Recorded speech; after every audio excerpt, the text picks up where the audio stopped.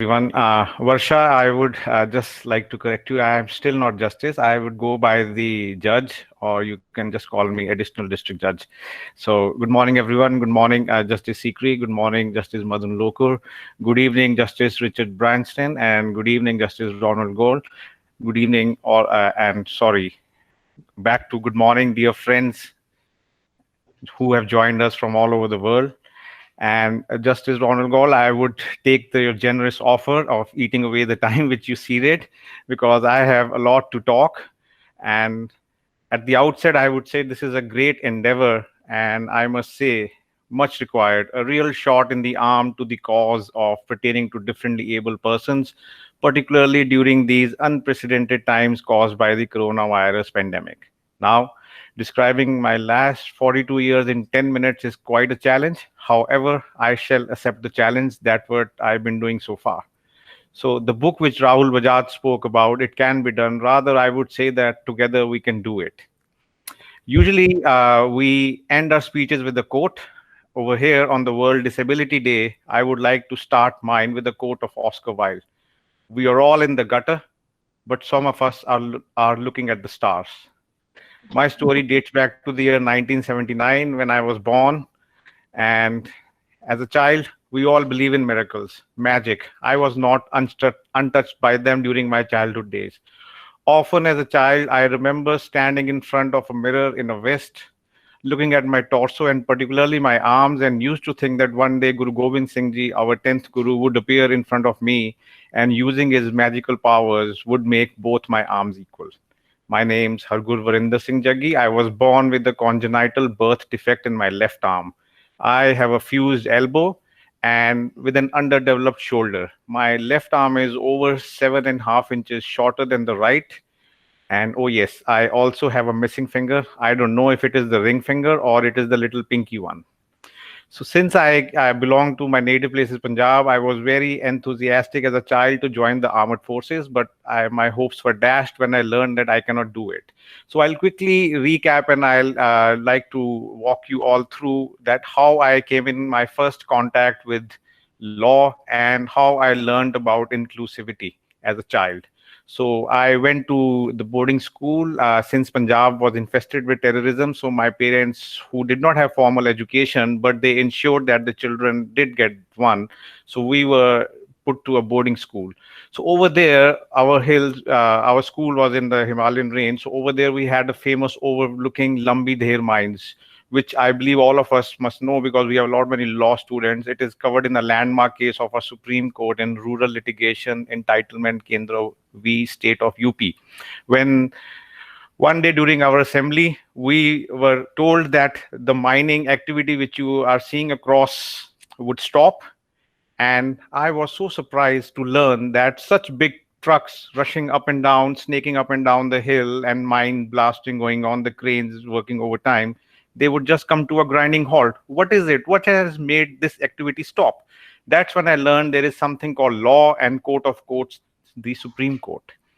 Then the second lesson I would talk about is which I learned on inclusivity is when I was in a school as a child. Though in our school we had a biannual activity of March Past when the whole school housewise got together and did their March Past. Ironically, I was pulled out and I was made to sit aside from the whole school. I did not understand for a few years why this kind of treatment has been given to me. But until I got to grade 8, I did not like this discrimination.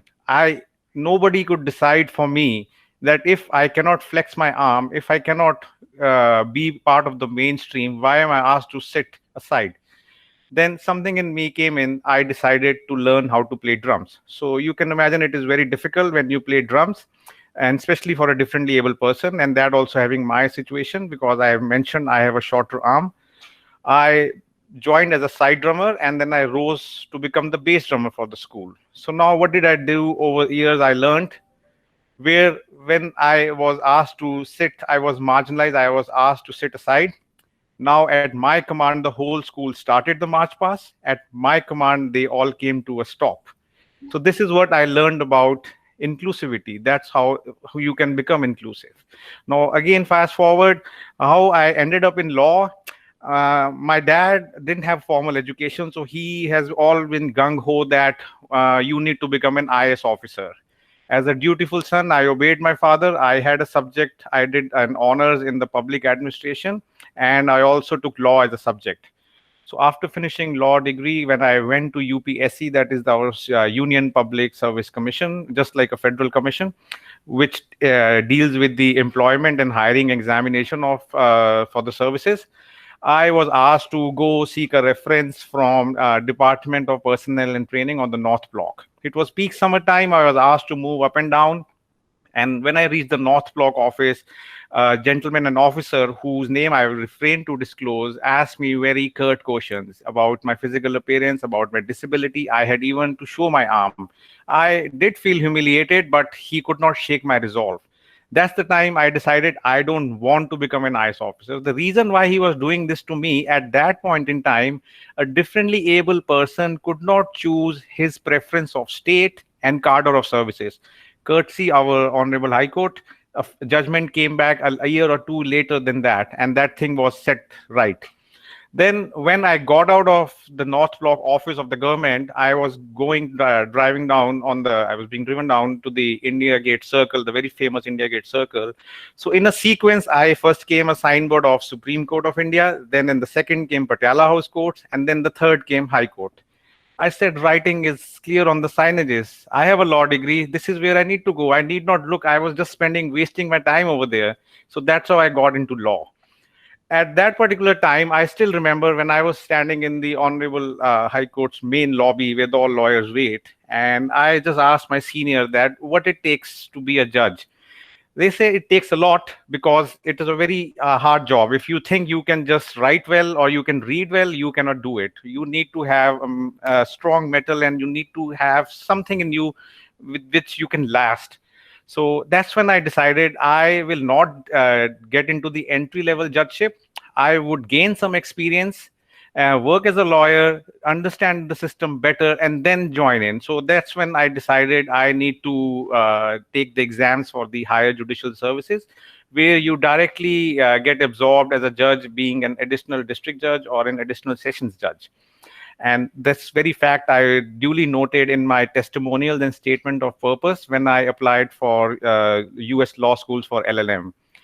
So I would say when I took the exam and in the ultimate round, when I made it to the interview, which was not an easy way, again, I had to challenge my result. I had filed a writ, and I just sought 1 mark by God's grace. Other fellow applicants followed me, and they also filed the writ, and everybody challenged the exam, and voila, I got 10 marks. So slowly, I marched ahead, and when I got to the final round, when I entered the interview room where they were going to interview me, there were 5 senior most judges sitting of the High Court. Those 22 to 25 minutes spent in the room with the interviewing panel have been the most satisfying moments of my life.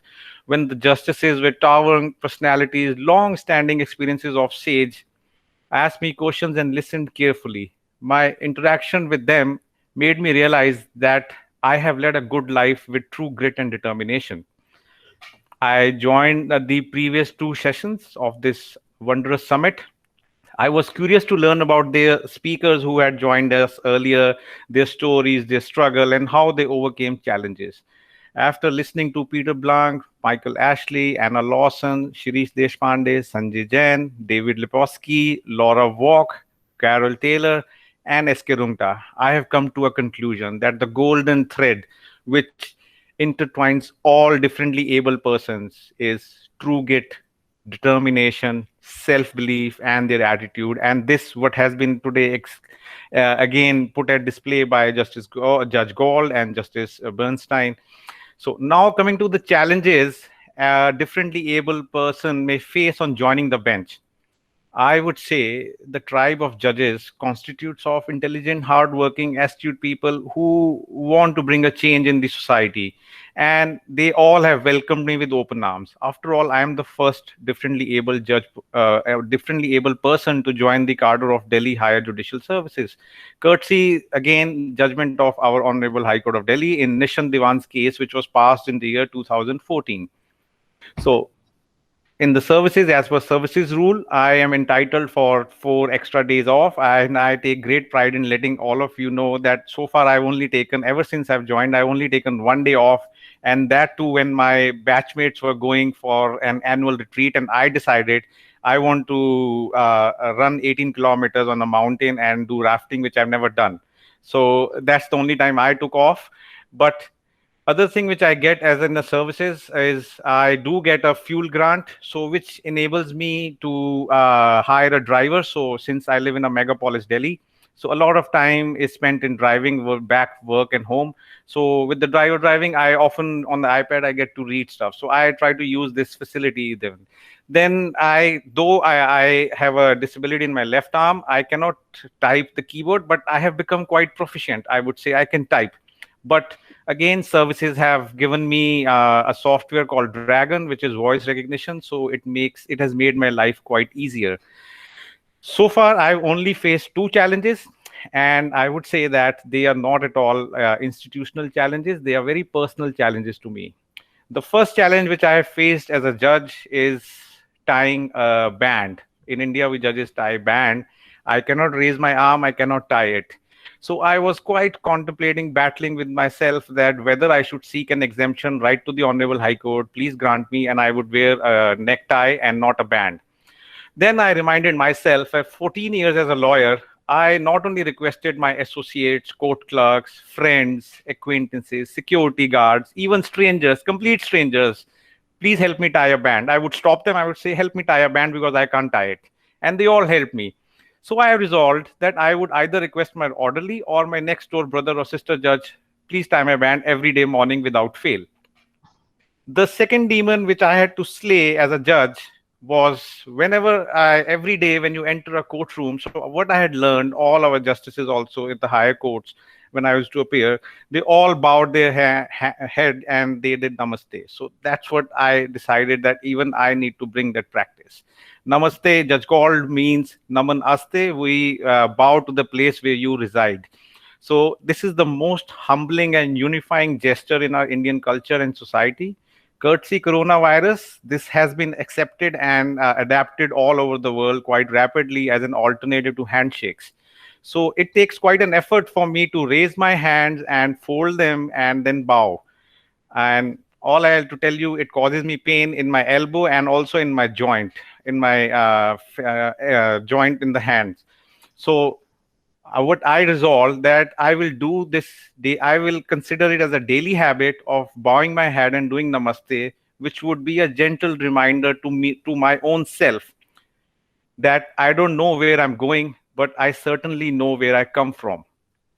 As a Southwest district, like Justice Sikri mentioned, and even Justice Bernstein mentioned, that people with differently abled persons, they can better understand the differently able people. So as my first posting at Dwarka, I don't know what was it. I also happened to listen and decide the cases pertaining to differently able and mentally challenged persons. So I will come more to on that, what I do on that, and what I have learned over there. But before that, the prompt which I had, I want to mention that what are the good practices I have adopted that lawyers and litigants take a differently able judge more seriously. Rule number one, I am disciplined and regular. As I mentioned, I don't take a off. If the court hearing has to start at 10 a.m., I am sharp at 9:55 without fail sitting on my dais. I do try my best to read all the case briefs which are listed before me. I do prepare notes while the lawyers are advancing arguments. And I am very candid to ask the counsels when I cannot understand their proposition, please explain to me like you are explaining to a child. And I do try to support young lawyers and ask them to come prepared and just not seek adjournments, because I very well remember what it feels like to have butterflies in your stomach when you rise to address a court. And I also remember that I too was on that other side. I too stood there a while ago. So now, as I've spent most of my time within India, one thing today I want to speak about is, and which has already been touched about, that over the Indian society spectrum, we have an attitude full of sympathy towards differently able persons. Let me remind you, Differently able persons do not need sympathy. Empathy is welcome, but sympathy does no good. As differently able persons are the marginalized section of our society, I personally believe a lot of heavy lifting is to be done by each one of us, particularly the able bodied persons, so that we can have inclusivity in its true sense and not just a lip service. I would take an opportunity to speak at this summit with special focus on differently able person when I would want to, there should be a change in narrative, referring to differently able persons as handicapped, be it physically or mentally challenged. Often I have seen that category reserved for differently able persons is mentioned as physically handicapped, aka PH. It so happened that my first posting again at Dwarka also has the roster where I get to decide cases about Right of Persons with Disability Act and Mental Health Care Act 2017. A lot many times during the court proceedings, I have heard lawyers referring to the subject person as physically handicapped, mental, demented. They even try to bring them to the court when the court has never asked them to produce the ward or the subject person. So I do tell them, I remind them that such piercing words should be avoided. We need to change the narrative. And once we have changed the narrative by refraining from not mentioning these persons as disabled, handicapped, etc., but as differently able person, we would step in the zone of ameliorating their challenges and apply the balm of inclusivity.